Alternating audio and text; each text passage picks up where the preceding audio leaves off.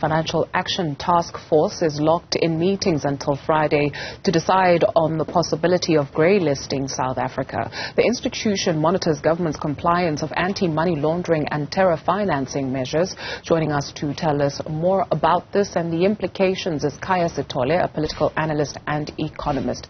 Khaya, good to see you. Thank you very much for availing yourself this afternoon. Maybe let's start with a little bit of context and tell us why this matters. Afternoon to the viewers. So the reason this matters is that many years ago, or 20 years ago, South Africa signed up for the membership of the Financial Action Task Force, which is essentially an international organization that monitors a country's ability to understand the cash flows that happen within its borders. What this organization then does is that it undertakes periodic evaluations of each member nation, and it identifies issues of concern and also assesses the integrity and the efficiency of the financial systems within the country.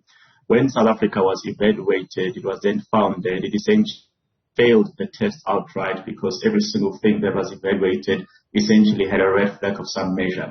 South Africa was then given a particular opportunity to then address those shortcomings by either putting together the laws that would address those shortcomings or updating some of the existing laws. Unfortunately, when we got to the end of 2022, South Africa hadn't done much in order to put those laws together. So what we then saw was a rushed process where National Treasury had to submit 5 bills at the same time to the Parliament in order for them to be ratified. Those bills have been signed into law, and what we're now going through is a process of assessing whether those bills or those new laws go far enough to address those particular shortcomings, and if they do not, then obviously we will then be grey-listed, which simply means that we'll be highlighted as a country whose ability to explain what happens within its borders financially is rather suspect. And the implications of that, not only, well, I guess for the everyday South African as well, right? So we're speaking at a country level, but at a UNI level? So the main implications of that is that those international partners that South African companies and the South African government engages with or transact with are then going to be expected to be a bit more circumspect, to a bit more skeptical in dealing with our South African businesses, because the key issue here is that when a country cannot explain where funds originate from, when a country cannot explain who owns what assets in which country, it poses a risk for you as a counterparty to be transacting with those particular individuals, because it may well turn out that those funds that they're trying to deposit into your bank or the funds that they're asking you to hold in custody for them may turn out to be proceeds of crime and criminal activities. And of course, those particular institutions would not want to be engaging with individuals who cannot explain the source of their funds.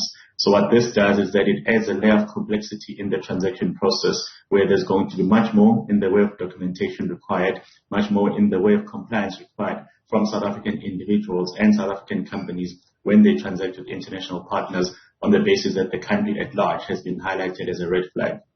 We understand that the classification, if it does happen, will mean increased financial oversight and put the country on par with the likes of Syria, the Democratic Republic of Congo, and South Sudan. I found the DRC quite interesting because you've got a lot of multinational companies that are operating in that country in spite of the instability, taking quite a lot and extracting quite a lot from the DRC to take outside of the continent. And so how does that work? So the problem with this evaluation is that it's a periodic one. So 5 years ago, when you would have come to try and transact with South African businesses, we were not grey-listed. We were on the good side of the list. So therefore, that's when you would have invested, you would have started your business. If it then turns out that the country deteriorates in that particular interim, it becomes very difficult for you to then suddenly withdraw all of the business activities once you've invested, particularly in the long term. So you will still see countries that already have a presence in South Africa, countries or companies that already have, investments in South Africa, they will maintain them. The big issue perhaps comes with new conversations, with new investments, where the process of approving those investments and initiating them is going to be a bit more onerous now that the country is in a different league compared to where it was up until the greylisting happens. You spoke about the delay in actually putting in place these bills which are under review. Do we know why there was a lag? Yes, our parliamentarians are quite simply incompetent. So there's no other way to explain why when an evaluation report that poses such huge risks for the country at large is published, and you have about 3 years in which to correct it. We cannot understand why it was ignored until the very last minute. So it's either a question of gross incompetence, or they simply do not understand the gravity of the situation that we find ourselves in, but they are fully accountable for where we find ourselves now. We are speaking a lot about tightening so-called porous borders in South Africa. But if we're not able as a country to prosecute beneficiaries of illicit financial flows, then this is an effort that is wasted, no? Yes, it is, because I think all of these work hand in hand. So, of course, when you look at the physical borders themselves, it is quite problematic that there are so many loopholes that enable people to walk across with foreign currency from one country to the next. And that, of course, is one of the red flags that then ends up with the situation where the country cannot vouch for the amount of foreign and local currency flow within its borders. And that's reflected also on the ability to transact in illicit finances. If you look at how borderless the digital world has become, it is quite problematic for a country that quite simply doesn't have systems that are robust enough to check who's transacting, who they're transacting with, and what the source of their funds actually are. Well, tomorrow is the delivery of the finance minister's budget speech. And a month ago, he said that he's hopeful the regulatory amendments will stand in the country's favor. If you take a look at your crystal ball, what do you perceive this decision will be? Is it a foregone conclusion to you that South Africa will be grey-listed?